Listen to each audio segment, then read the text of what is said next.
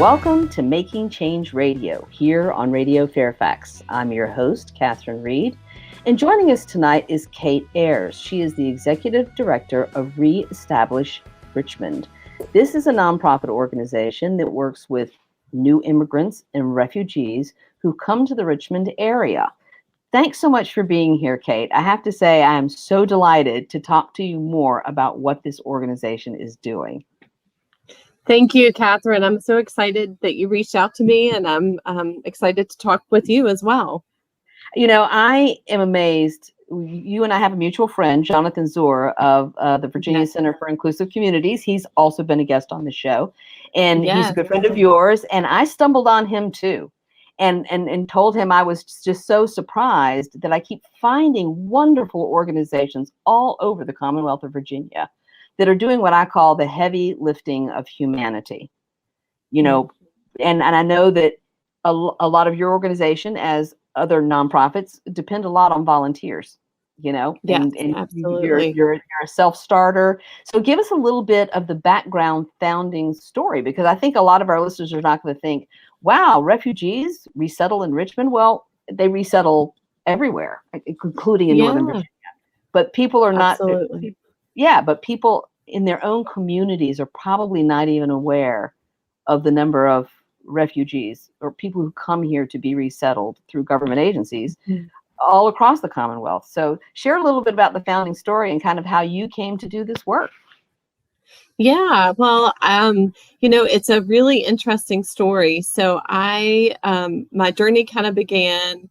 I took a class about social justice issues, and it sort of opened my mind and understanding to this very idea that, yes, there are refugees being resettled in Richmond, and in fact, all over the state of Virginia. So there's resettlement programs in Roanoke and Harrisonburg and Northern Virginia and Richmond and Virginia Beach. And what I learned is these individuals are people who have had to flee their home country because of violence or persecution, and have crossed a border into a new country and have applied for a very special immigration status called refugee status. And they applied through UNHCR, the United Nations High Commissioner on Refugees. And after anywhere from 2 to 5 years of background checks and processing, they could actually be determined that they qualify under the definition of a refugee, and they qualify for permanent resettlement services in one of, I think, like 12 countries worldwide. If they end up in the United States, they get placed in one of, like, I can't remember if it's 6 to 12 federally funded resettlement agencies.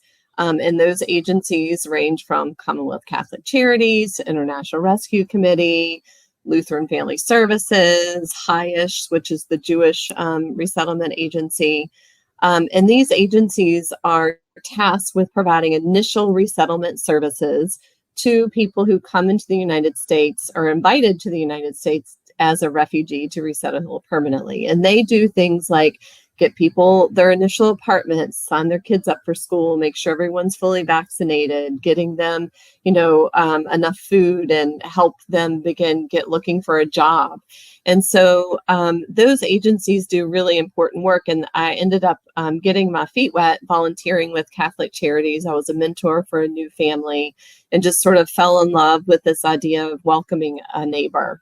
And fast forward a few years, I am still connected to the family, but going to a church in downtown Richmond that has been welcoming refugees actually from Myanmar. A large group of Burmese folks have come to resettle in Richmond looking for a new home, and they found a church home at the church I just happened to be going to. And so, as welcoming churches do, they start figuring out ways to help new people who show up at the doorstep. And the church really dove in, and, volunteers are doing all different kinds of things. And our founder was a member of that congregation. His name is Patrick Brawford.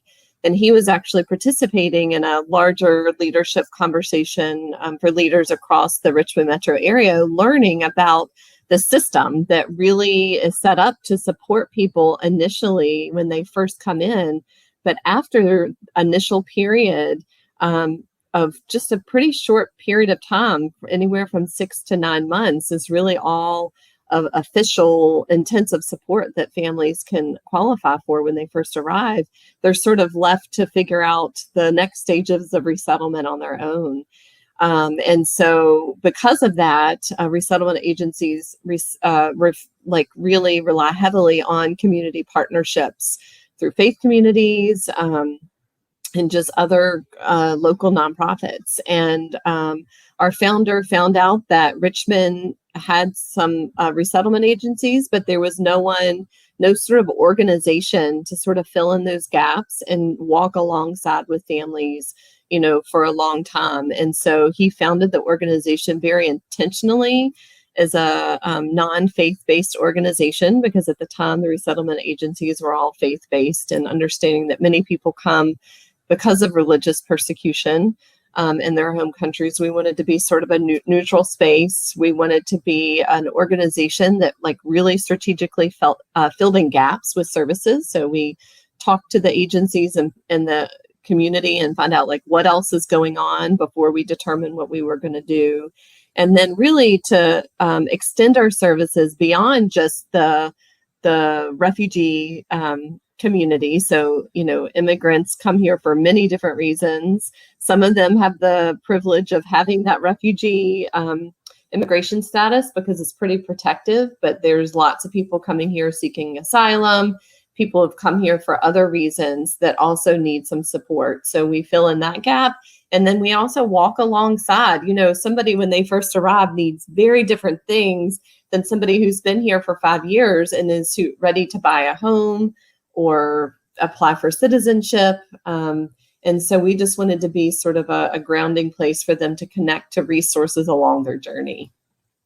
Well, this is such an interesting insight for a lot of people who have not been part of this.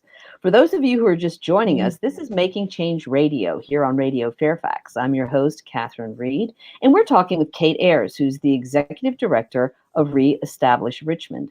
So you've hit a lot of points here about the different types of people who come. So refugees actually have the support of, housing and certain kinds of things where maybe some of the immigrants you're working with don't have that at all. They're new to the country. They came through a different doorway. And so the gaps that you're talking about are pretty significant. Housing is a big one. Transportation is a big one. Language, employment, all these, in order to thrive in a community, newcomers need all of these things. But things like, for instance, language barriers. And I notice on your website, and I encourage everybody to go look at your website. Is wonderful. It's www.reestablishrichmond.org, and just very well done. But you talk about language equity, and there's a lot of talk these days about equity in general and what equity means and why we should strive for that, because everybody's starting at a different place. So everybody needs something different. But language, clearly, talk a little bit about how you are trying to help immigrants get over that particular barrier. Yeah. So we have, obviously that's one of the biggest barriers in terms of really helping people feel welcomed is communication, and how can we best communicate with them, with individuals coming here. And I'm excited about the ways that we've sort of addressed this issue sort of on a micro direct service level, but also on a bigger level at the advocacy level.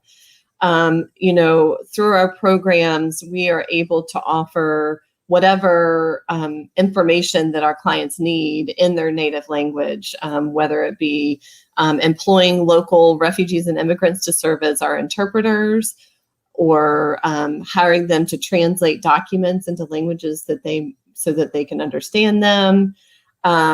All of our programs, we have sort of like an interpreter / cultural liaison to help us present the information in a way to our clients that are culturally meaningful, as well as just being able to access the language piece. At a bigger picture level, Governor Northam actually just established an Office of New Americans in this past 2020, the legislative session in 2020.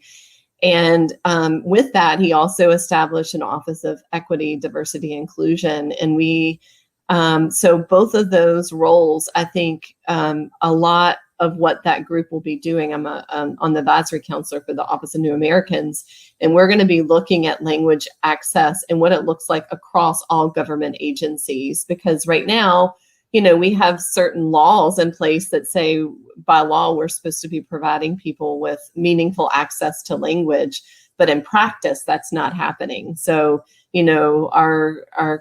the area that we're most familiar with that happening is actually at the DMV. Clients, we run a transportation program trying to help people get driver's license, and they go to the DMV, and the DMV, has no kind of language access resources in terms of study material. So that driving manual that everybody has to memorize front to back to pass before they can get a driver's license is only currently in English and in Spanish.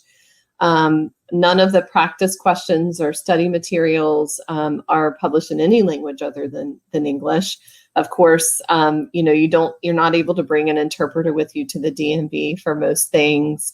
And even some of the tests that the DMV provides, they have translations in specific languages, but they're still not accessible to our clients. So our clients just, they're not, whether they're translated at a level that our clients can understand or using language that makes sense to them. So there's, a lot of growth that I think that our community needs to have around understanding, if someone comes to the DMV and they're illiterate in their own language and in English, then giving them even a translated copy of a document isn't going to be necessarily helpful. And we make accommodations for native English speakers who have struggled with literacy issues. So, extending it beyond just English language speakers, I think is really important. Well, I think what's interesting is because you started working with this group of refugees from Myanmar. So obviously that would be language-wise a minority language. We have large Hispanic communities in the Commonwealth of Virginia. We have large Korean communities and Vietnamese communities and people from all over. And people tend to settle in clusters. I mean, people are drawn to communities of people that speak their language, share a religion or cultural food even. People are drawn to communities that are familiar in this country. But Myanmar clearly would be a minority community even among immigrants. Yeah. So, and even within, even within that community, you have all these different ethnic people groups who are fleeing because they're different and they have different cultures and different languages. And so even within the Burmese, we had probably 6 or 7 different languages that we were trying to navigate. I'm waiting for the artificial intelligence startup, and I'm sure they're in somebody's garage right now, that is going to make all of this technology based, right? Oh my goodness. Someone's working on it. I know that someone's out there who's working on translating written word into audible in whatever language is required. And one of these days, it'll be an app on our phone, or it'll be a tiny microphone on our eyeglasses. Actually, I saw a presentation about this. I kid you not. Saw a presentation at my Rotary Club. Wow. Yeah, where these glasses, they were like Google glasses. But what this company was working on is that the glasses would be able to read text, let's say in English, and translate it into whatever language and tell you what it says. Wow. In a little speaker so I know someone's out there working on this case. Yes. They just can't get here quick enough to help people. No. Yeah. I mean, it really, when you think about that, just how different our society would be if we had access to that level, because now what it looks like is, we began as a scrappy young grassroots nonprofit. And anytime I encountered anyone who spoke any English and Karen, which is one of the many languages in Myanmar, I would, immediately latch onto them and try to build them up and find ways to pay them, because they're constantly, translating for free for all of their, community members, and just helping really build into the leadership that being able to be bilingual, especially in a language like that, where there's just not very much access.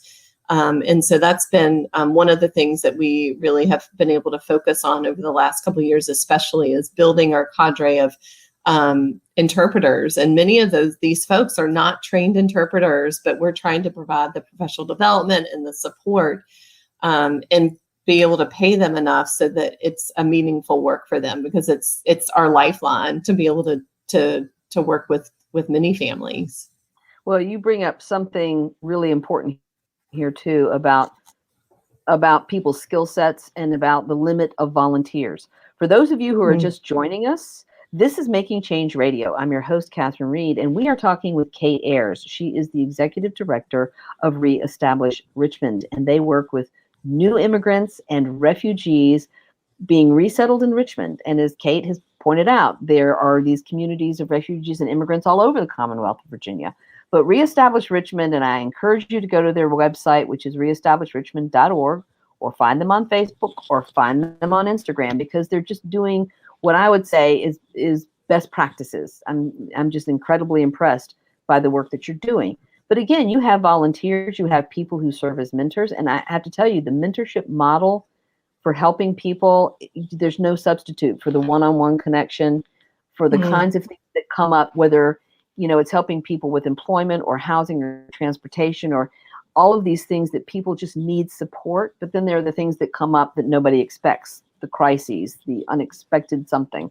And having a mentor is incredibly important. And I work for a nonprofit, Bright Paths, here in Northern Virginia, that also has a mentorship model. But when you're talking about translation and getting people to do that kind of heavy lifting, they should be paid. And it is a skill, and they should develop that skill, because it's something that has value. They're holding something that has value. So I think a lot of times when people look at nonprofits, and it's kind of like, well, what do you need money for? I mean, like, I sit on the board of many nonprofits, and we're always talking about, well, this is what we use your money for. And so I'm glad you brought up the fact that, you are trying to help this community of people who are able to help other people, but it's a skill for which they should be paid, and it's resources that go into developing their skills as interpreters. Yeah, absolutely. I also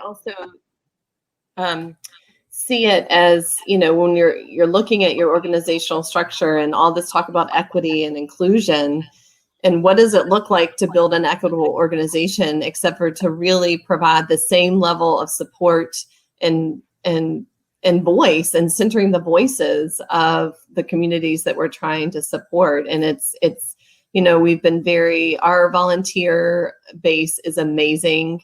One of the things that we do a lot is, or one of the gaps that we were trying to fill, is to really provide some support and structure around volunteers so that they're not burning out. Lots of people dive in head first and don't have the resources they need, and they're spinning their wheels trying to find this information or that information. And so we've really created a really tight and strong volunteer engagement program that's meant to really support that volunteer base, so that we're always having a fresh group of volunteers. But definitely part of that is looking at our investing in the clients that we serve, and trying to recruit volunteers from those communities as well as paid folks, and really trying to center the voices in everything that we do.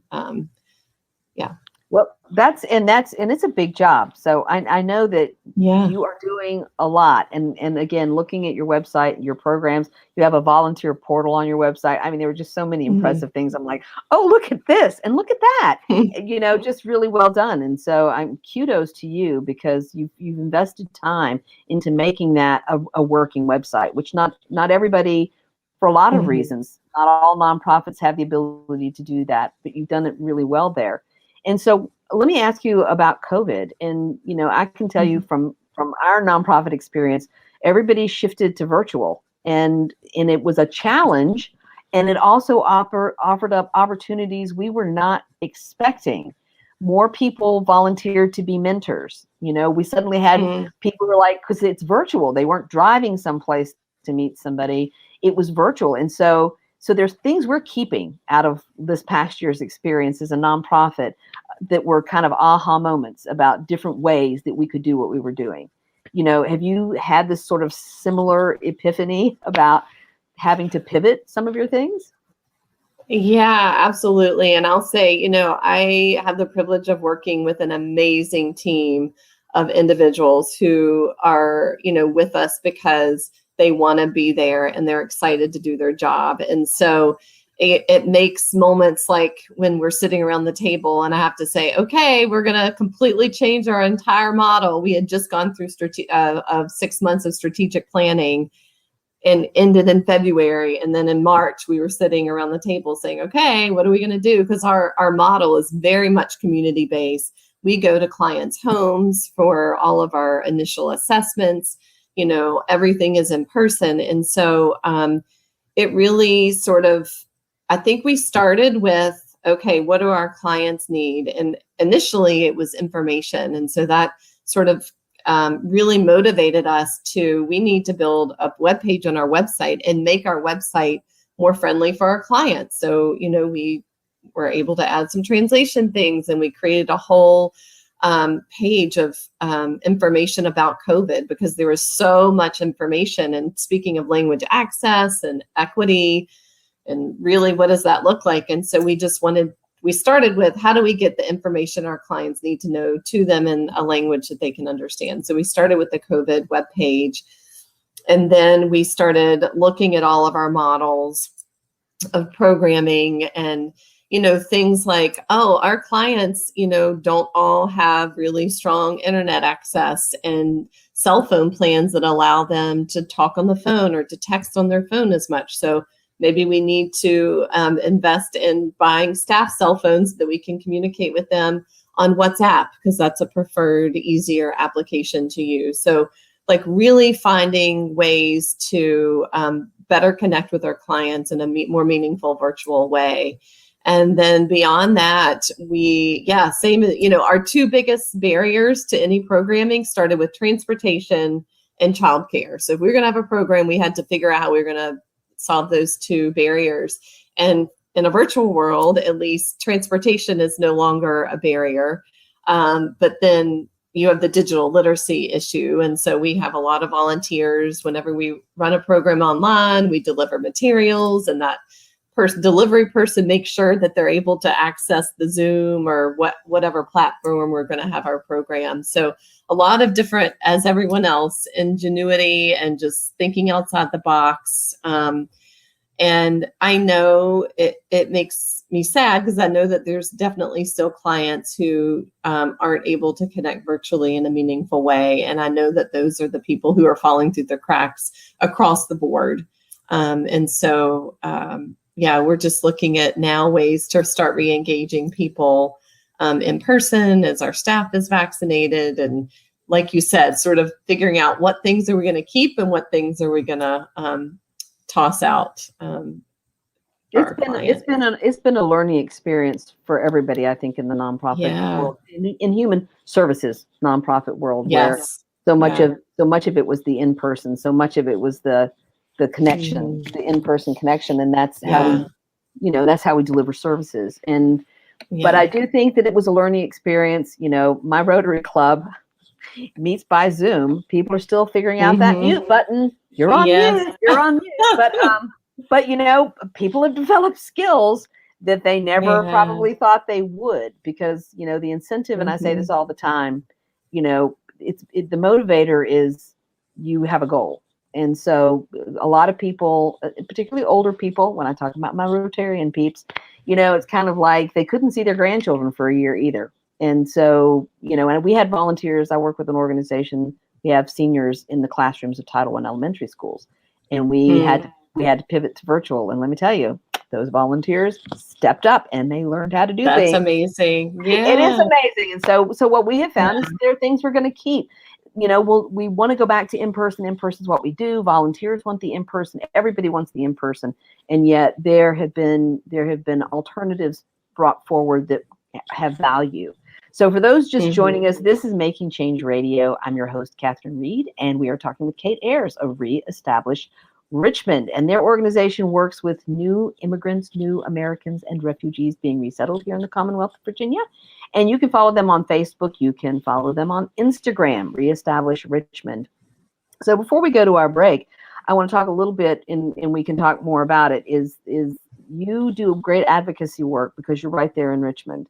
And so you kind of dropped on us that we have an Office of New Americans, which a lot of people may not have realized that Governor Northam put that into place. And there has been legislation around the DMV and privilege cards and trying to get more people the ability to drive, because there's not very good public transportation most places in Virginia. There just isn't adequate public transportation.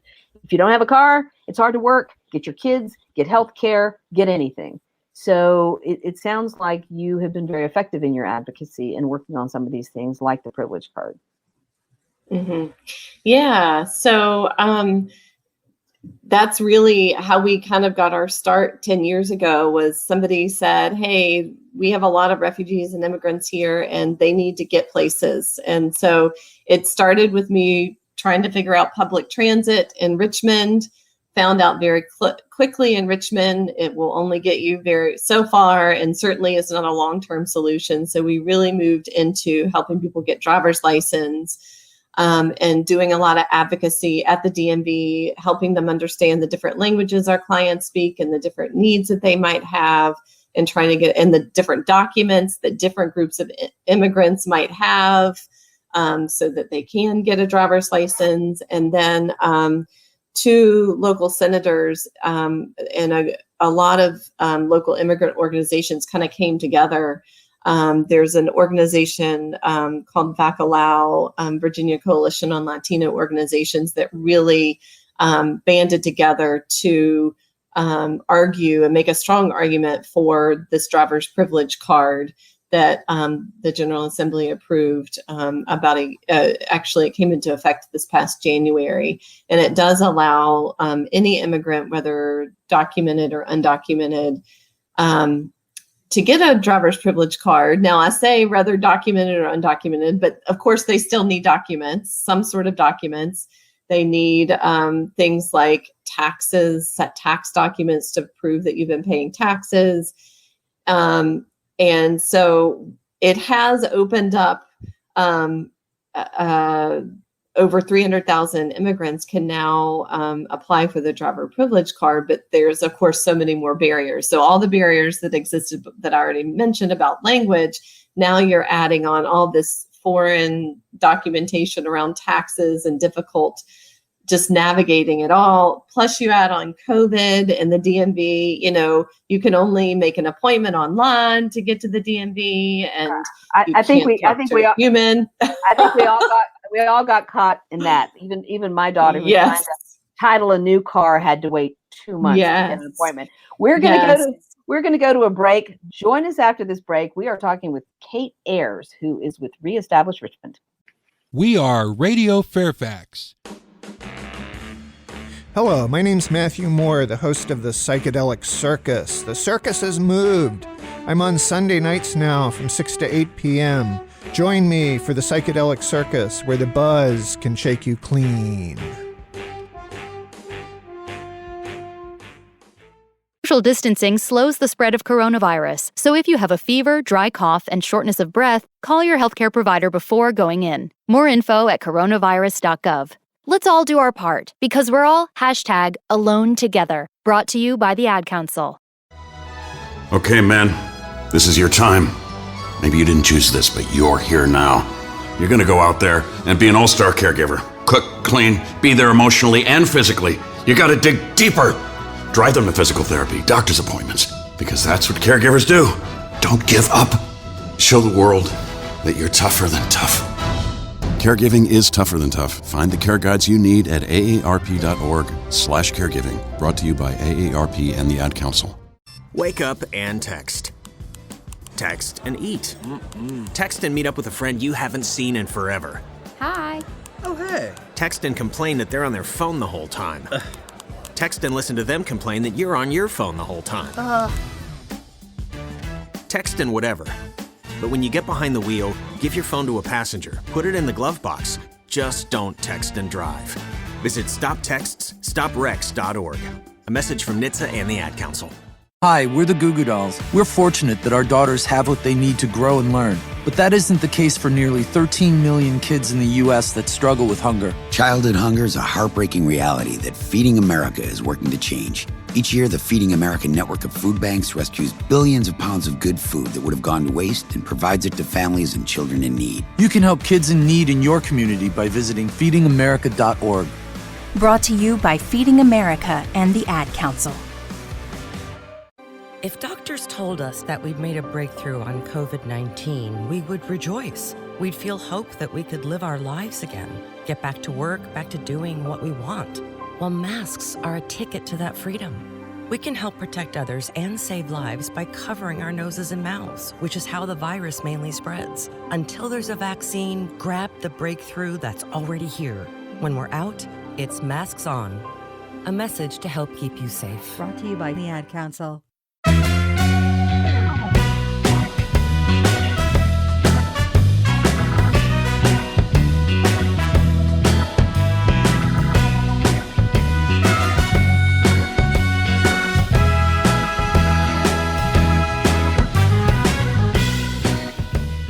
Welcome back to Making Change Radio here on Radio Fairfax. I'm your host, Catherine Reed, and tonight we're talking with Kate Ayers. She is the Executive Director of ReEstablish Richmond, an organization that works with refugees and new immigrants who have settled in the Richmond area.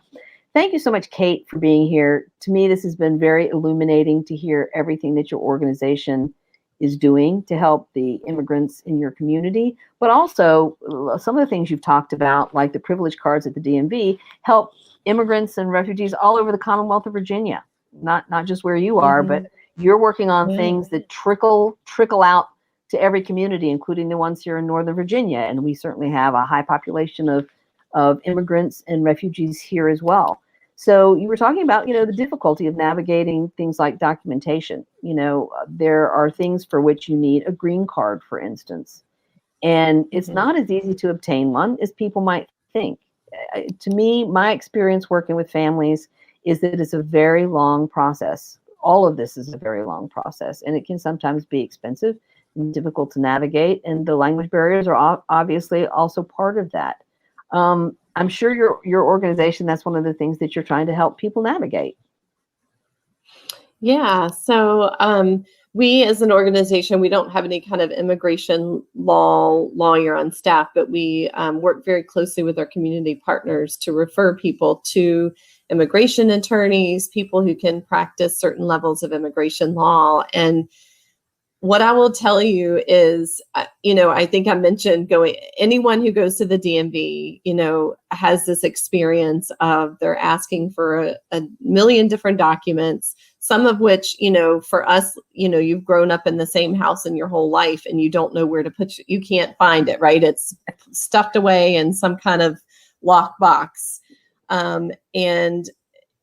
I think about that. And actually recently my father-in-law passed away. My mother-in-law was doing some of this work and trying to find the documents, and just watching her navigate what she needed. And she speaks English and has lived in the same house in the same community her whole life.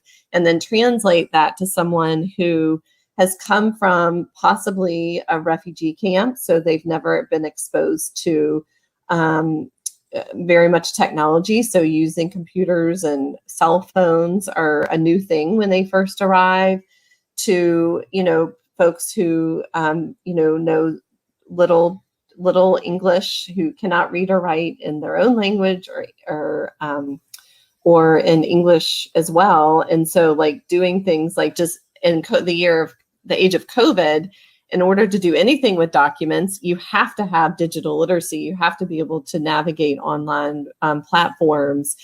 It's taking away that personal connection when you're able to talk to someone on the phone or in person and get your point across. So much of our language is, nonverbal communication.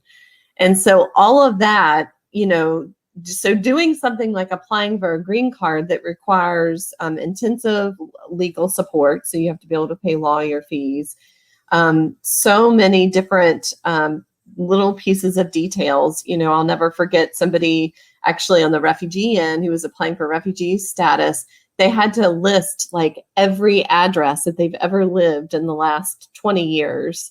And if they didn't have one, then they had to go back to square one, and their application was not approved. So there's just so many ways that our systems are built. And of course, our systems here in the United States are built on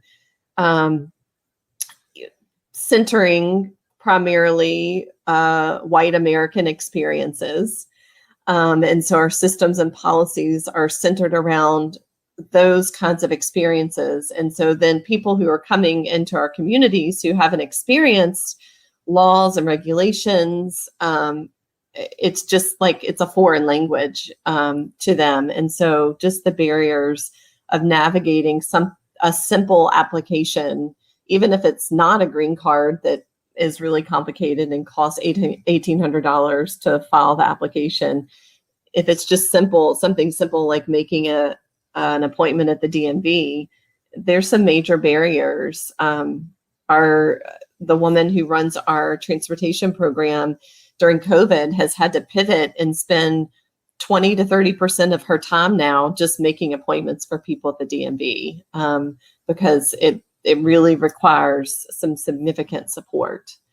You bring up something interesting too, because looking on your website again, which is remarkable, go look at it, reestablishrichmond.org. But you have a lot of collaborative relationships. So like the Legal Aid Justice Center, I mean, there are support organizations who provide core services that are not your core service.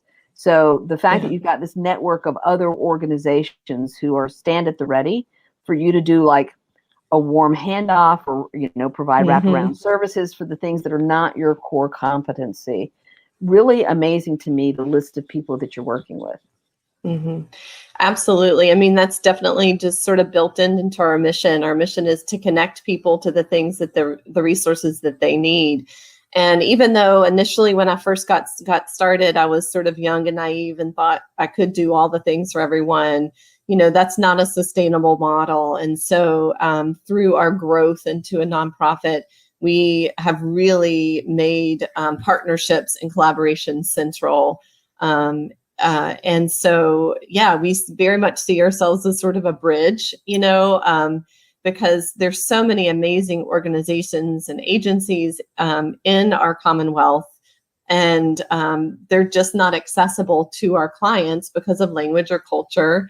But because we have showed up at their house and said, hey, I'll show you how to ride the bus, which takes 3 hours to get from their house to maybe their job. That's a lot of time to get to know someone. And because we've had that foundation level of trust building, it makes it much easier for us to do that handoff to, a legal justice aid center or an English language program. Or today we met with Art 180, which is a youth art program that wants to do some art workshops for students in refugee and immigrant communities. So, it's been a privilege. It's my favorite part of working in the nonprofit sector. I was a public school teacher, and while that was really great, I was in the same building and in the same walls every day. And this allows me to really explore my city and get to know who is doing what.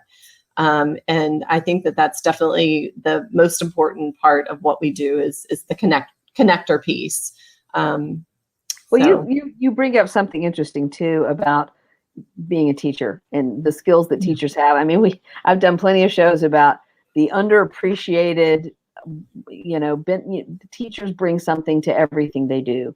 And for those who leave the profession and do other things, they take this amazing skill set with them. And we all benefit. I just want to say that we all benefit when teachers take what they have and they bring it to so many other things. For those of you who are just joining us, this is Making Change Radio. I'm your host, Catherine Reed, and we are talking with Kate Ayers, who is the Executive Director of ReEstablish Richmond. And they work with immigrants and refugees who are settling into their new home community of Richmond. So talk a little bit as a school teacher, when families come in who have children, and some of these children have been through a lot. I mean, we could talk about trauma-informed education, but that's a whole separate show too. But you've got children who might have language barriers and they might have trauma issues. And now you're trying to integrate them into the public school system. You're talking about records. One of the first things they ask you for is for your children's vaccination records, right? So yes. how's that going to work when you go to enroll your child into a brand new school, and they're brand new to the country and the culture and the language? Yeah, I think that's really where like the bridge building piece that I mentioned comes into play. A lot of it is going to doctors' offices and school systems and saying, you're going to need to rewrite your rule book for to truly welcome this family into your system, because they're not going to necessarily have all the typical documents and understandings. And, it's certainly one of the biggest barriers is finding housing for new families, because landlords have a whole laundry list, including like background checks and, credit reports and things that, people just don't even have vocabulary for from their own country to properly translate. And so a lot of it really is going back to that building collaborations and partnerships and helping places like schools understand the barriers that families have. We are very lucky here in Richmond. We have very close partnerships with the school systems where a lot of our families are living. And it's been a growing, a growth curve. There's been a growth curve for sure, but now, all of these systems have revised their policies, and they've created welcome centers, and they've created spaces where families can navigate that have removed a lot of the typical barriers. And I think it's just a testament to our community and the community at large's willingness to welcome newcomers, for sure. Well, we're very multinational here in Northern Virginia. Marshall High School has something like 132 languages that are spoken in their students' homes. And so we're used to multicultural, and yet people still don't really think about the hurdles that families have to overcome in order to integrate, especially children, into the school system. And so it bears always mentioning again that diversity brings wonderful things to our communities and we're a country of immigrants. And so there's probably things all of us can do. And maybe people listening to this broadcast are like, well, I never thought about how I could look for an opportunity to help a refugee family or an immigrant family right in my own community. And yet you have volunteers who do all kinds of different things for you, and you have skills-based volunteering opportunities. Yeah, absolutely. And when I talk to groups, this is like one of my favorite things to do is I get to go out and do education and outreach, because I definitely feel most comfortable in that teaching role. It really starts with a smile and a handshake, or not a handshake anymore, but a smile and a welcoming, just personal engagement with, people in the grocery store.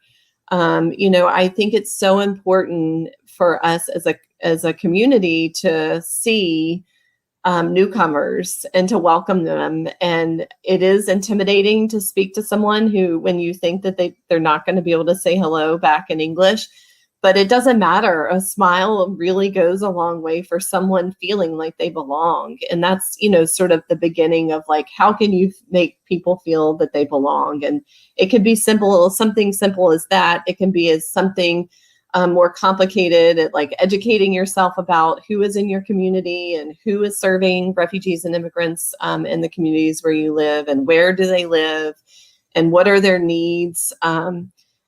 Advocating at different levels for better immigration systems and better services for non-native English speakers. But at an agency level, absolutely, we are a very small organization with only a few paid staff members, but we have a huge cadre of amazing volunteers that work at all levels of our agency, and from people who deliver food and program materials to people's homes, to highly skilled bilingual folks who speak English and the language of our client communities, which is a huge way that our volunteers can help support.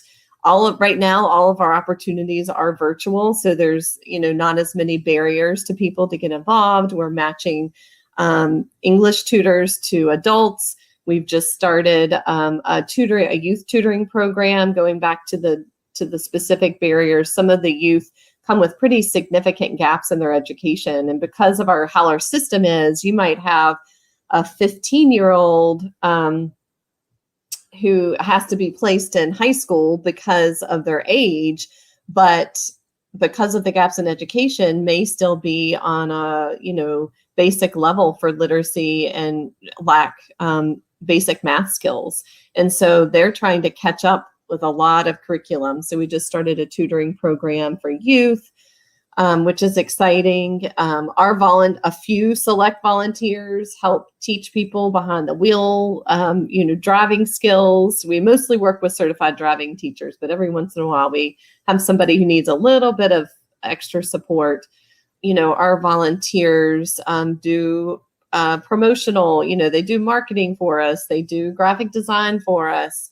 Our volunteer roles, they are mentors, they are tutors, they help people navigate social services applications and apply for TANF and unemployment and study for their citizenship exam. So sort of a whole host of ways that people can get involved, some that require weekly intensive commitments and some just require, one-off every once in a while commitments.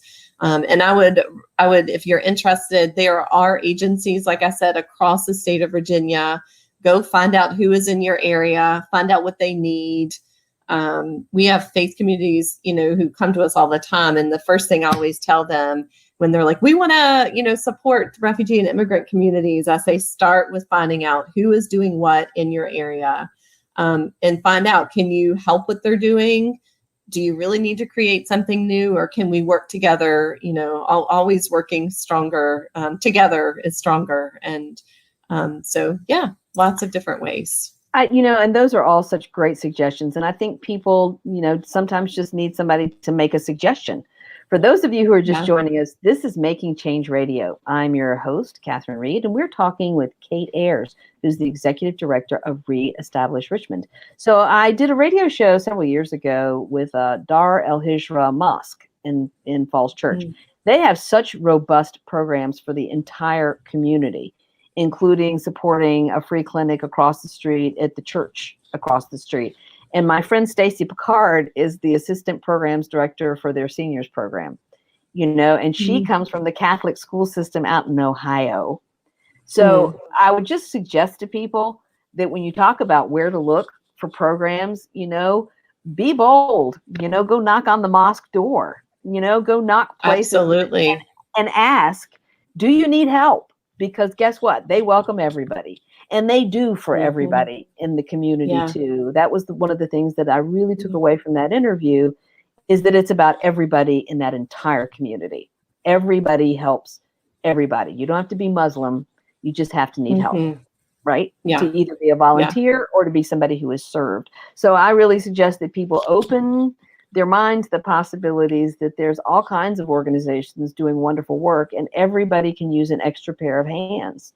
Somebody who's got the time. And again, you make a great point about it could be as time intensive or not as time intensive as what you have to offer. And so I definitely would suggest that everybody within listening distance really look around and figure out where help is needed the most. So, talking about going forward, I know you've got a speakers bureau, which I think is great, because this is one of the ways that you can, like, I'm a Rotarian, and there's lots of service clubs and women's clubs and Kiwanis and JCs and all of the people who have speakers every week at their club meetings, and other kinds of organizations, conferences, panels, all kinds of organizations are looking for speakers. Talk about how people can reach out to you, especially now that kind of things are virtual. You have expertise to bring to a discussion if people want to talk about these issues. Yeah, absolutely. I think, over the last couple of years, when the rhetoric around refugee and immigrants sort of changed, and there was a lot of discord about welcoming or not welcoming certain groups of people, it became very clear that we need to start telling more stories, and we need to center the voices of refugees and immigrants so that they're telling their own story, and that they're able to have the freedom to decide when and how and where they tell their own stories. And so we partnered with several agencies in town. One of them is actually VCIC, Virginia Center for Inclusive Communities, and Jonathan Zor. He was a key partner in that collaboration, as well as VPM, our local NPR station. And we recruited some leaders in our community that said, "Hey, we are ready, and we want to tell our story." And we provided training and support for those folks. We have speakers from Afghanistan and Iraq and Bhutan and Syria and Sudan. And that group of speakers, you can contract with them, and they'll come and speak to you or your faith community.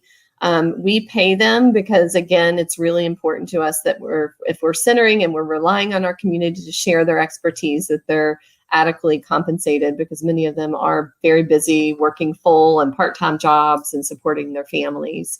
And so on our website, you can go to our education outreach, and there's a request a speaker button that you can go on, and you can request. I think you can see a little bit of information about the speakers. VPM did some little mini podcasts of them telling their stories, and I think that's somewhere on our website as well. So it's a great way to really learn about firsthand the experiences of some of our immigrants and hear their stories, and hear about how things were. One of our speakers, Dottie, he came here from a refugee camp in Nepal and overcame so many obstacles and ended up recently graduating with his master's of social work. He was a social work intern with us for a year. Now he's working at the area's largest hospital system as a social worker, helping people navigate their healthcare crises, and talk about an amazing story to hear about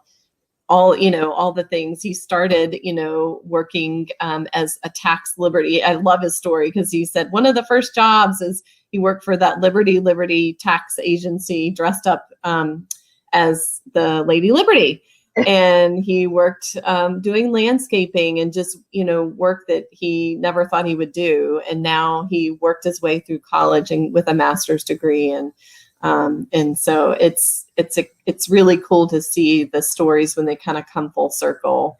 My favorite thing is when I see families initially when they first arrive, and I'm doing a bus orientation with them or showing them around town, and then a year or two later, I see them at the park, the local park, with their families. They drove themselves there, and they're meeting with other people in their own communities, and it's exciting.